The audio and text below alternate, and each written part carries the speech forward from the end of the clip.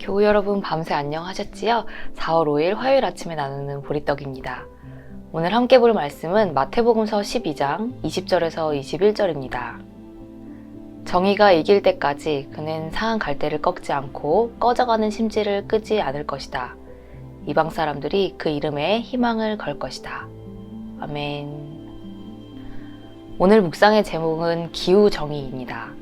기후 문제에 있어서도 정의가 필요하다라는 의미의 용어인데요.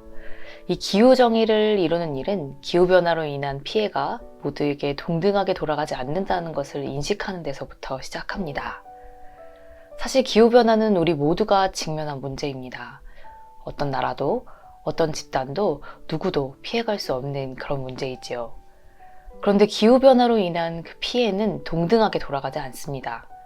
모든 사회적 문제가 그러하듯이 가장 먼저 고통을 받는 사람도 가난하고 연약한 사람이고 가장 큰 피해를 당하는 사람도 바로 가난하고 연약한 사람들입니다.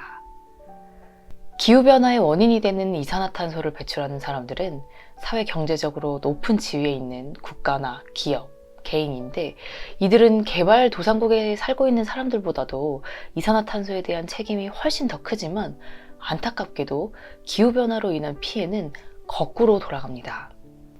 기후변화로 발생할 수 있는 재난은 폭풍과 홍수, 폭염, 또 대기오염, 대규모 산불 등 매우 다양합니다.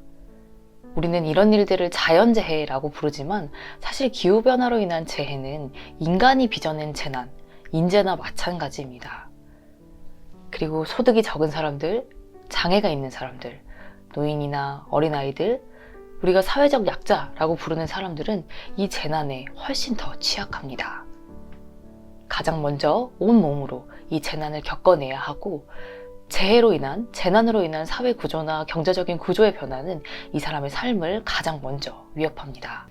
기후 문제를 정의의 차원에서 다루려고 하는 것은 이렇게 기후변화의 문제를, 그 영향을 사회적 약자들이 차별적으로 불평등하게 받고 있다는 사실 때문입니다.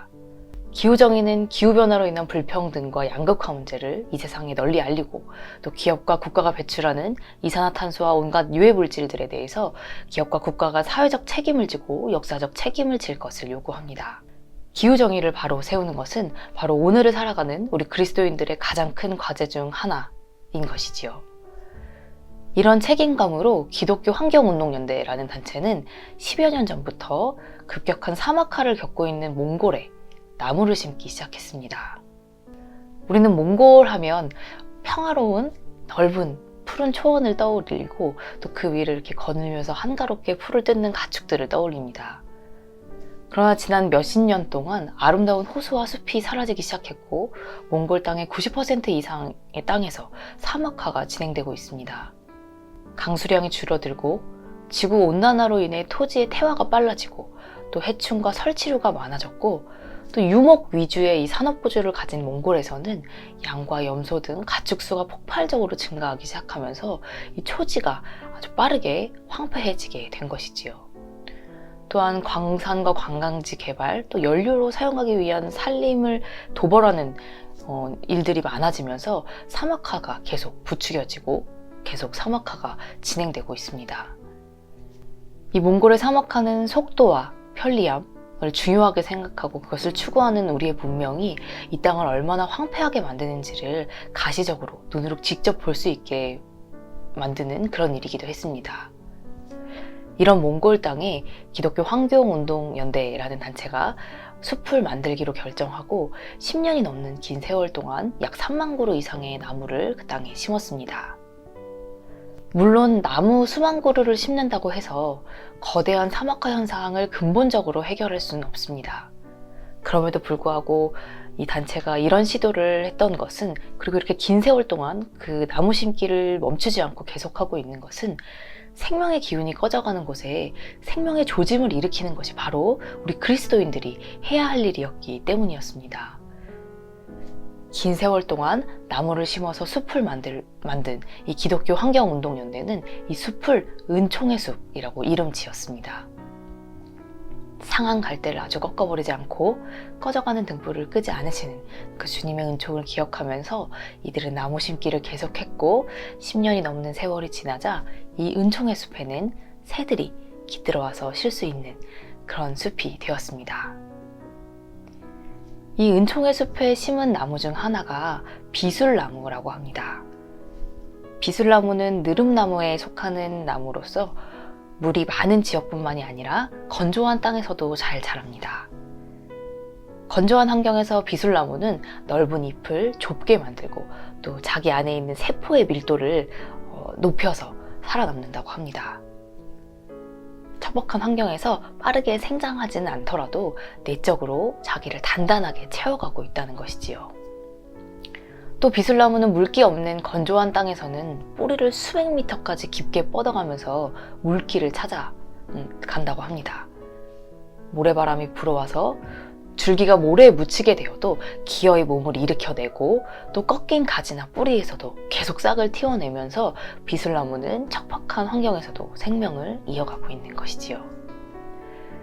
우리의 믿음도 이 비술나무와 같을 수 있었으면 좋겠습니다.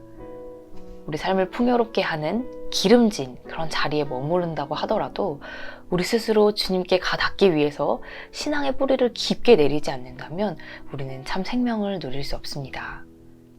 생명의 기운, 희망의 기운이 빈약한 자리에서도 비술나무처럼 우리가 내적으로 단단해져 가면서 또 주님께 깊게 뿌리를 내려가면서 우리의 생명을 회복하고 또 상한 갈대와 꺼져가는 등불을 일으키는 그런 그리스도인들이 될 수 있으면 좋겠습니다.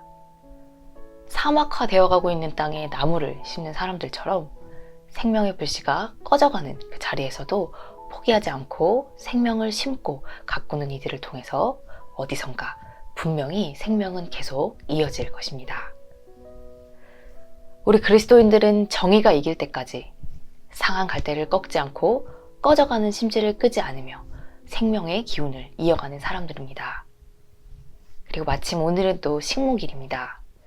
오늘 하루 기후변화로 인해 가장 먼저 고통받고 삶을 위협받는 그들의 삶을 돌아보고 잘 헤아려 볼 수 있었으면 좋겠습니다. 또한 이 땅에 기후정의를 바로 세우기 위해서 할 수 있는 일들을 구체적으로 고민하고 또 10년 동안 나무를 심었던 사람들처럼 길게 그리고 할 수 있는 일들을 지속적으로 해나가면서 우리가 이 땅의 생명의 기운을 불어넣는 사람들이 될 수 있었으면 좋겠습니다. 기도하겠습니다. 세상을 지으시고 참 아름답다고 하신 주님, 생기로 가득했던 이 땅은 우리의 무지와 탐욕으로 인해 상한 갈대와 꺼져가는 등불처럼 생기가 꺼져가는 땅이 되었습니다. 우리의 무지와 탐욕을 용서해 주세요. 또한 주님, 기후 문제로 인해 삶이 통째로 흔들리는 연약한 이들을 기억하시고 문제를 만들어낸 이들이 반드시 더 큰 책임을 지는 사회가 되도록 누구보다 그리스도인들이 목소리를 내게 하소서. 또한 척박한 땅에 나무 한 그루부터 심기 시작했던 이들을 기억하면서 우리도 신음하고 꺼져가는 생명의 기운을 살리기 위해 우리가 할 수 있는 것들을 실천하게 하소서.